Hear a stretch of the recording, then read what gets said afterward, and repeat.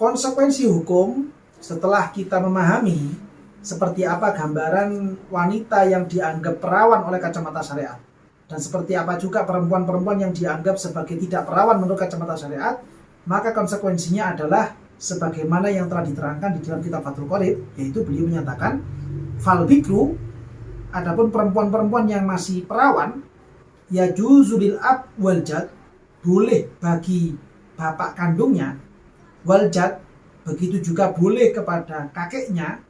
Kakek di sini yang dimaksud adalah bapaknya bapaknya, dan itu pun inda adabil ab aslan, ketika memang bapak kandungnya si perempuan ini sudah tidak ada, sudah meninggal, au adami ahliyatihi, atau si bapak perempuan perawan ini sudah tidak memiliki kecakapan untuk menentukan menantunya, ya.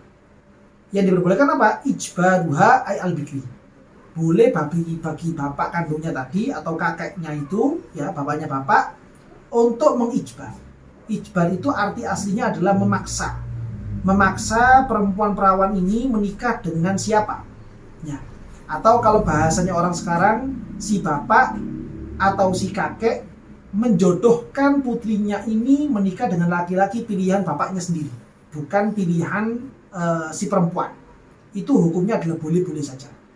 Dan si bapak ataupun si kakek tidak perlu meminta izin kepada putrinya kalau si putrinya ini akan dinikahkan dengan laki-laki pilihan bapaknya. Tidak perlu meminta izin. Seandainya kemudian langsung dinikahkan, maka pernikahannya adalah sah, tidak bisa dihukumi sebagai pernikahan yang batil, pernikahan yang sepihak, tidak bisa. Dan itu pun ijbar yang seperti ini, itu ketika in wujidat syurutul ijbar, apabila syarat-syarat ijbarnya telah terpenuhi. Yang mana dalam video-video yang lalu telah kami bahas bersama bahwa total syarat ijbar atau syarat perjodohan ini sah ketika 8 syarat tersebut telah terpenuhi. 8 syarat yang saya maksud, baik itu syarat untuk sahnya perjodohan ataupun syarat untuk melanjutkan menuju arah pernikahannya.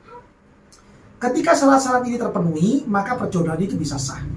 Namun apabila syarat-syarat perjodohan itu tidak sah, tidak terpenuhi, maka perjodohan itu pun juga bisa tidak sah, karena hak untuk menjodohkan dari si bapak menjadi gugur dengan sendirinya karena dia tidak memenuhi persyaratan-persyaratan untuk menjodohkan.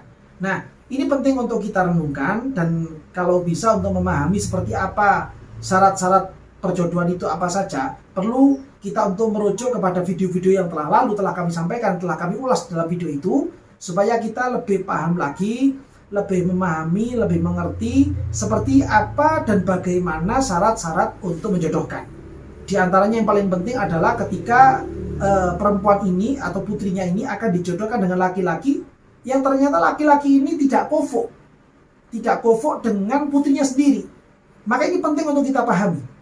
Jangan sampai kemudian ketika kita punya anak perempuan atau kita punya cucu perempuan, terus kemudian kita jodohkan dengan laki-laki pilihan kita sendiri sebagai orang tua, ya. Namun kemudian laki-laki ini ternyata tidak imbang, tidak sepadan dengan putri kita sendiri. Agaknya misalkan si putri ini orangnya itu pinter, orangnya itu alimah, dia berilmu tinggi, lalu kemudian dijodohkan dengan laki-laki yang tidak sepadan, tidak pantas untuk mendapatkan seorang perempuan yang alimah seperti itu. Maka ini akan menimbulkan masalah di kemudian harinya. Walaupun kafa'ah atau kufu itu tidak menjadi syarat sahnya pernikahan dalam mazhab Imam Syafi'i. Namun demi untuk mendapatkan rumah tangga yang harmonis, rumah tangga yang penuh dengan sakinah, mawaddah, warahmah, penting kita memperhatikan masalah kafa'ah. Walaupun kafa'ah tidak menjadi syarat dalam pernikahan.